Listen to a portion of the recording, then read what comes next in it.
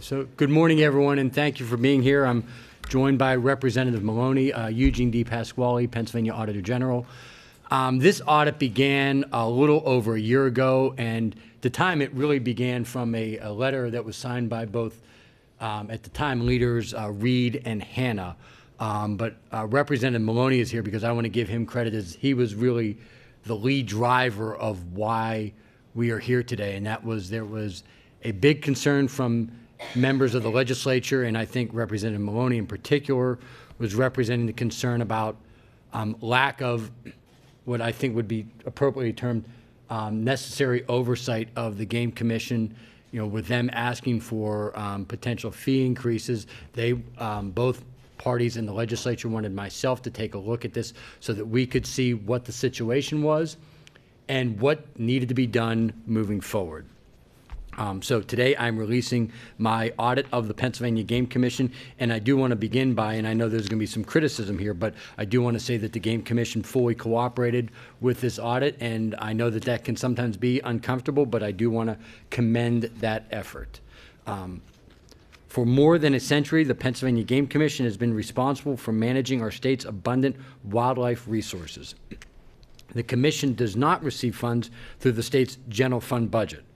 It is mostly funded by hunting license sales, revenues from leasing land for energy production, timber sales, and a federal excise tax on sporting arms and ammunition. My audit report shows that the Game Commission can and must do a better job of managing its finances. In all, my audit contains 11 findings and 43 recommendations, and while I know that this may be a little nerdy in the audit world, but this is actually the highest number of recommendations I've had of any single agency. Some of our school district audits and charter school audits actually were higher, but this was the highest of any state agency, and I know that many years from now that will certainly be an updated Trivial Pursuit question. I will start with the Game Fund. During the audit period, July 2014 to June 2017, the amount of money sitting in the Game Fund grew by 48% to total over $56.1 million.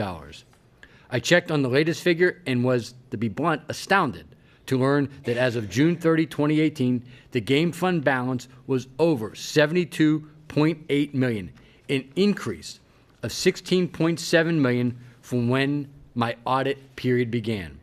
And just to put that number in perspective, that's enough to buy 1,119 hunting cabins in Potter County or 2,091 Ford F-150 pickup trucks, the Super Crew cab model.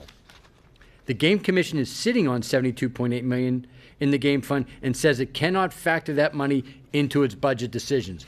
And as someone who has followed my school district audits know, I do support any government entity, just like any personal finances, of having some type of reserve.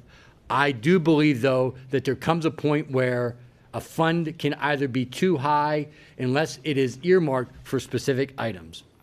The Game Commission says it owes it to the nearly 1 million hunters who buy a license each year to ensure that it is considering all available funds when developing its available budget.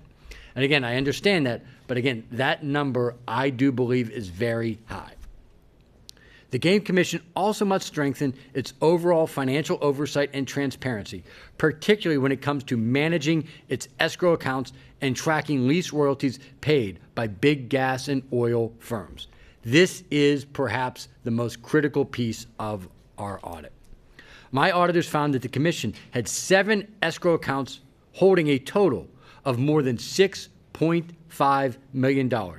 That is in addition to the $72.8 million in the Game Commission fund.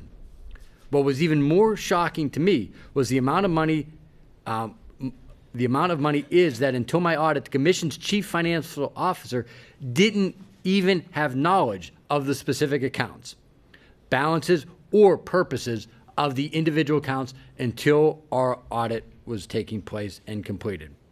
We also found 3 escrow accounts had commingled funds and another that was dormant and incurring unnecessary fees. The Game Commission is unique in that its escrow accounts are not under the control of the Pennsylvania Treasury. That needs to change and needs to change now. My audit also found issues with how the Game Commission verifies or, let's say, lacks verification of whether big oil and gas companies that lease its land are paying exactly what they owe. Essentially, the Commission is relying on gas and oil companies to say how much they owe without verification on the exact amount. This creates the risk of lost revenue, but the accounting was so poor that we were not even able to determine if the Commission was receiving the money it was due. So basically, the Commission is asking oil and gas companies what they owe. The oil and gas companies send an amount, and then there's no verification to find out if that is the true amount. I find the lack of fiscal controls and financial controls to be particularly troubling at a time when oil and gas royalty revenues doubled, rising from $9.3 million in 2015 to $19.2 million in 2017.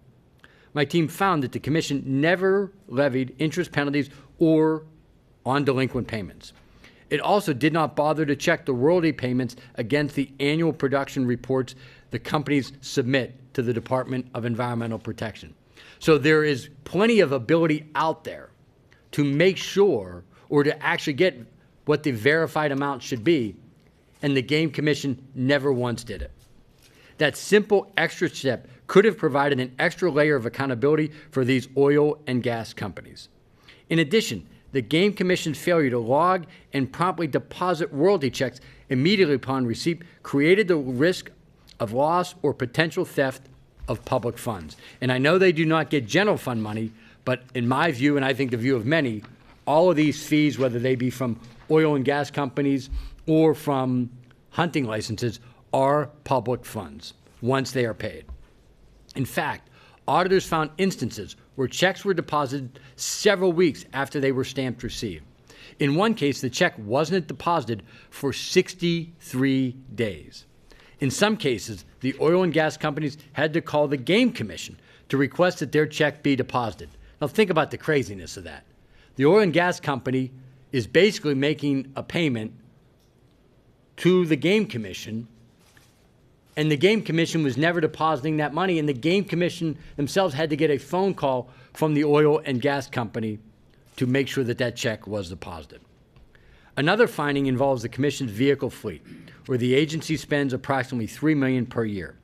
I'm recommending that they examine the size of their vehicle fleet.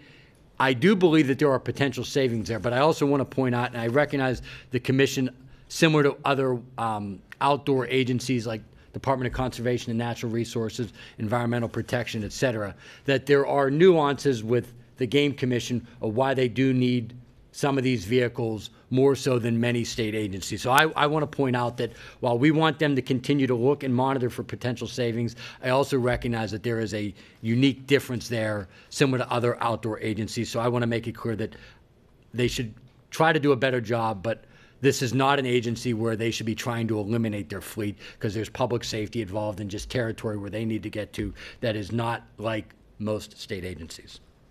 My audit also looked at hunting license sales, which averaged around $35.4 million in each of the 3 years we examined. That's sort of auditor speak when we round it to 35.4. I mean, only state auditors could say that that's how we're rounding the number.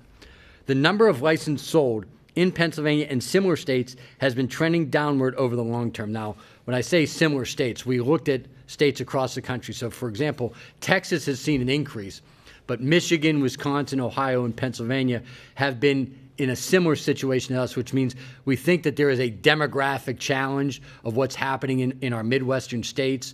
This is an important issue for, obviously there's an important cultural importance to hunting in Pennsylvania, but obviously there's an economic and financial interest. Look, there are demographic challenges here, and we do know that the Game Commission is trying to pull more younger hunters into their fold.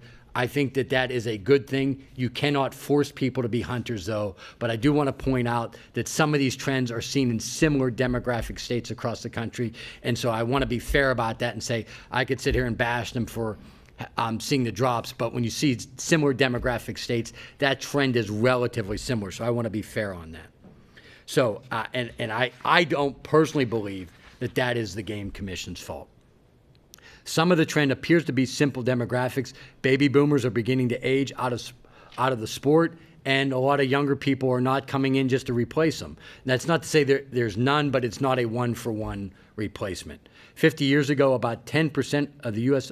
adult population hunted. Today, it's about 5%. So obviously, we're a larger country. There's more people, but from a percentage standpoint, it is down significantly. And that is across the country. So in my view, it would be unfair to blame the Game Commission for something that's happening clearly as a trend across the country. The Commission should continue to explore ways to retain existing hunters and get former hunters back into the field. Hunting is not only a rich tradition in Pennsylvania, but it is a key contributor on the economic points where I said earlier, but particularly in rural Pennsylvania, where a lot of hotels and restaurants rely on these hunters for their livelihood. No, so that is what we found in our audit. Again, the key stress points for me are the large fund balance, the escrow accounts, not knowing where all those accounts were, having the commingled funds is unacceptable, having, and I believe, not enough checks and balances on each of those accounts, and I do believe that that this financial monitoring is a critical component that I know the legislature and the governor's office are going to want to monitor going forward. Final point before I turn it over to Representative Maloney, and this is not the fault of the Game Commission or the legislature, but I think moving forward, I think many agencies, Game Commission being one of them, need to have more thorough oversight moving forward. Anybody, any human being or group of people that doesn't have independent oversight over a long term can get complacent over their money. I'm not saying that's right. In fact, I would say it's wrong. But I get that that is a reality. So moving forward, that is something that we can't allow to have happen again. And that is the key point to turn it over to Representative Maloney, because he was the key driver in getting to this point, and I look forward to working with him and other members of the General Assembly moving forward. Representative? Thank you, sir. Appreciate it. Good morning, all. Just a couple statements with respect to my particular thanks to the Auditor General with respect to, just think about this, folks. This is a 3-year audit. This isn't 10 years, and this isn't 15. This is why so many of the sportsmen statewide have been concerned for several years as to the direction of wildlife habitat, the capacity of wildlife, what has changed, especially in the northern tier of Pennsylvania, with the not just the game accessibility, the economic drivers, things like this that have been very concerning. And I'll remind you of something that I asked 2 former executive directors of the Game Commission.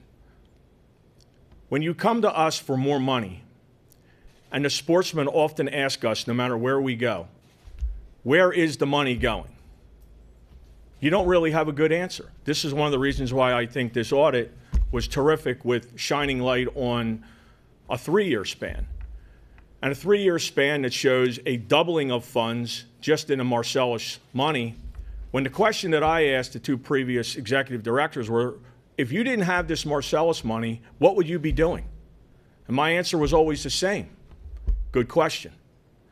So to me, shining light on some of these escrow accounts, some of the practices that have been going on have been concerning and necessary. I'll remind you also of one study done out of Penn State some years back that stated the potential loss of billions of dollars due to contracts that were not bidded out.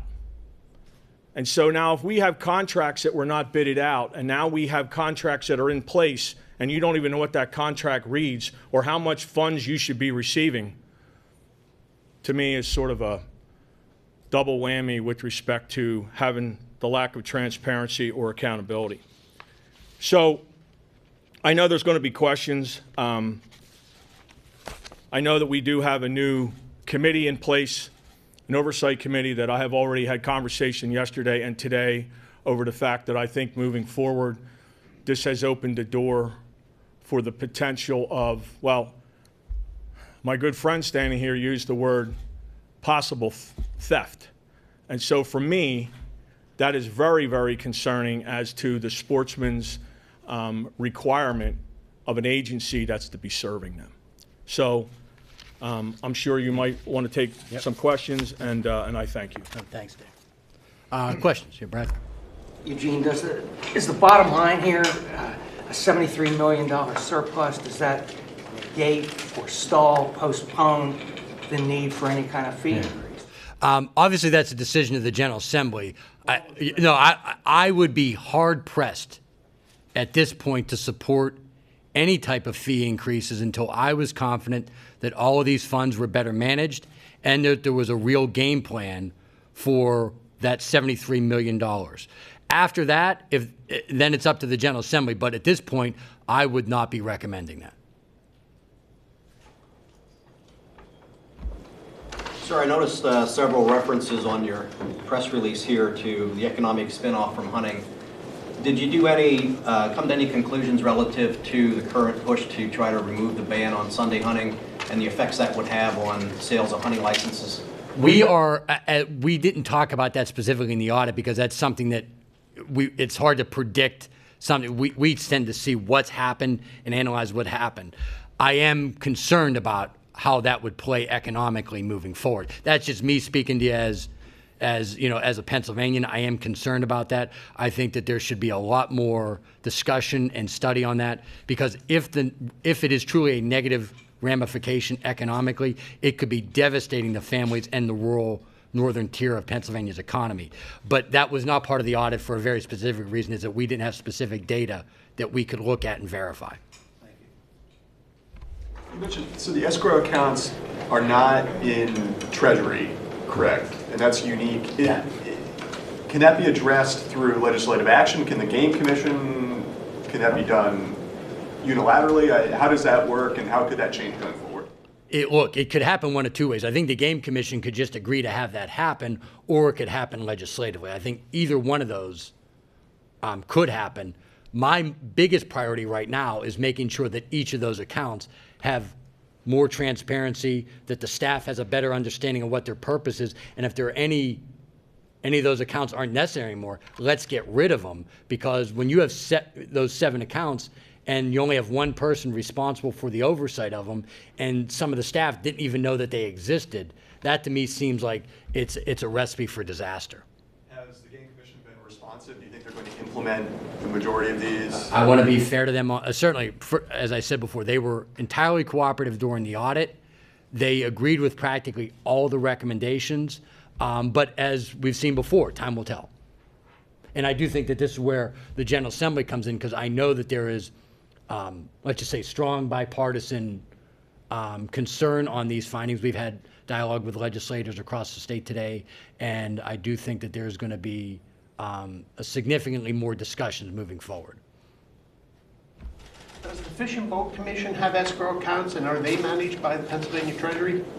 I don't know, but yeah, look, we can get back to you on that one. If you give us your name and information, we will get you that information. That would bear on the uniqueness of the Game Commission. That's certainly a fair question. I don't want to give you an answer that I'm not sure of. So if either myself or I got some of my team over there want to give us that information, we'll go digging for that. In regards to providing oversight, can that be done without the threat of the funds becoming part of the general fund and being taken from sportsmen? There is, we've got to get better in our American political system of walking and chewing gum. And what I mean by that is, it is a fair concern. You know, sort of, we have people that want to dig themselves in and not have discussion. So on this point, for what I'm getting to on that is, I believe appropriate oversight, while not commingling the funds, is critical.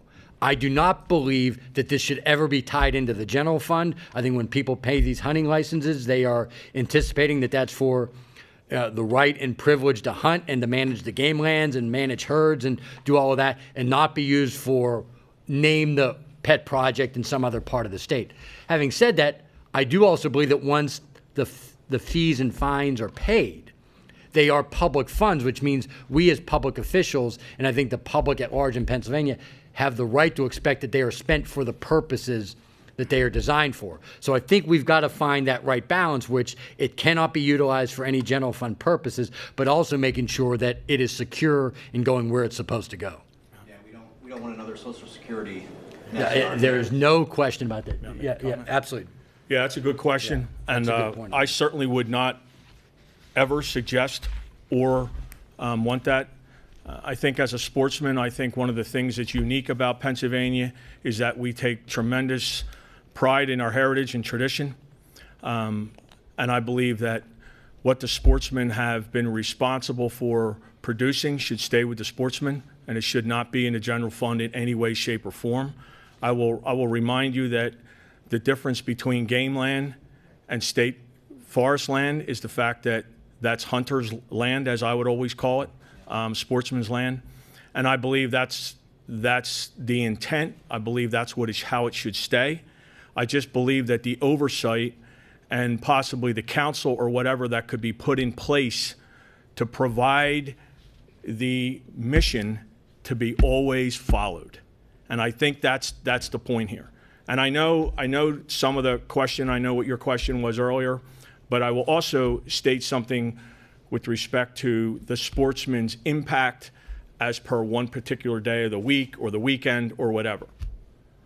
I just remind you that, and I know you're aware of this, but there was several studies done and surveys done on hunters and sportsmen going afield depending on what holiday and whatnot. And that Saturday opening snafu was an exact example of the disregard for the sportsman. That was probably an 80% no, don't do it, and it was done anyway. So I think it's a good example of why we need to be focused on what is the mission and who are the people that we should be serving.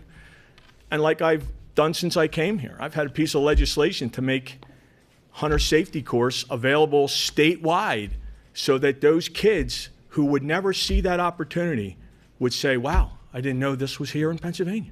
So, good question. Thank you, guys. On behalf of the Pennsylvania Federation of Sportsmen and Conservationists, that would be our biggest concern, is that if this oversight would somehow expose those sportsmen's funds, we would not support that. And you would be 100% correct. And again, Representative will speak from the legislative side, but I would be very vocal as the Auditor General not being okay with that. I appreciate that. Could you give us an idea of the amount of delinquent payments we're talking about and what the potential is in interest payment penalties that could have been levied on that?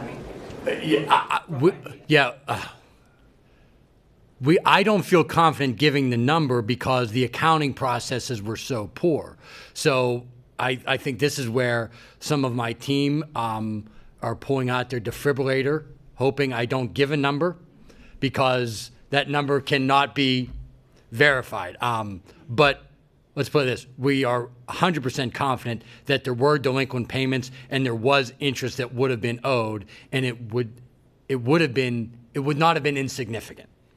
And also the same question on the escrow accounts. Any idea of the universe there? How much money are we talking about? We're talking, I want to make sure I understand correctly. 7 escrow accounts. Yeah. That they didn't even know. The Oh fiscal yeah. officer didn't know. Some of those were relatively small dollars. We're talking in the low $100,000, tens of thousands. Again, I know that's a lot of money, but relatively speaking, it wasn't high. Our biggest concern was that they didn't have the appropriate controls on that money. That there would only be one person in charge of depositing the check or approving a check. That is not in my world, and I think I speak for most of us. Even if you're running sort of the local Little League, you almost always rely on 2 checks before something gets purchased. And the idea that you would even have $10,000 vulnerable with only 1 signature, to me, is unacceptable. And even to that point, several years ago, I'm sure some of you remember, something that I was pretty strongly opposed to, and that was the checks that were written out by the former executive director, some for $250,000 at a shot. Look, folks, that's the sportsman's money. And how would we really determine who should be writing out those checks? And at that time, those commissioners had to put a halt to it because basically they were complicit to allowing that executive director to write those checks out for $250,000. So I think it's a good point, good question. Were any of the escrow accounts over $1 million? Oh, yes, yes. I believe there was two. I believe there were two of them. Is that correct? We'll get you the exact amount, but there was at least one of them But the total was about 6.5 million. So just by, and I know two of them were relatively low. So just by the odds of it, one of them was going to be at least $1 million. But I think it was two. But please don't hold me that. We're gonna get that information for you. So you're suggesting that the treasurer take over oversight of this escrow account. What are you suggesting happen with the royalty accounts, just that the game commission do a better job of monitoring? Yeah, that they should verify how much is owed from the DEP. There is submission to DEP that lets you know how much that they have that they would owe. All you have to do, and again, I'm making it sound simple. I know it's going to take a little bit of work, but just work through the DEP data to verify what is actually owed, then bill them for that. So the information's already out there. It's not up to the game commission to sort of make that up out of thin air. Representative Maloney, has the Game Commission formally asked the legislature for any kind of fee increase, or is it just behind-the-scenes chatter that they may be doing this at some point? Oh, no, they've repeatedly asked for several sessions now for a fee increase. As a matter of fact, a little bit worse than that is they want to have complete control over how much that fee is. Well, I guess what I'm asking you, have they recently specified how much that fee should be? Is it? Well, there's various different pieces of legislation that have been proposed to different people who put that out. But yeah, they want to be able to just state what they think it should be and determine that.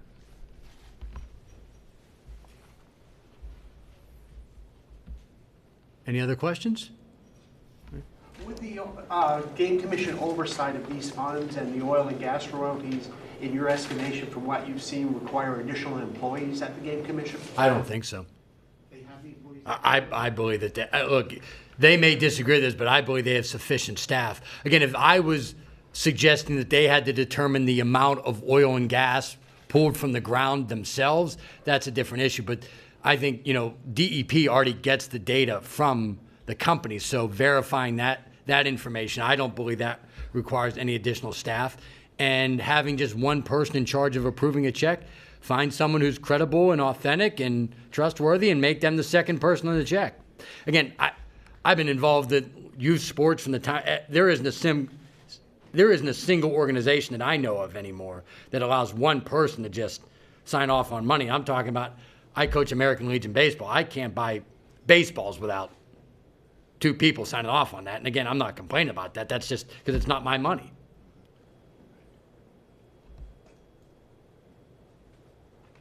And we were rained out last night for those that might have been worried about the opener of the York Adams American Legion Shiloh.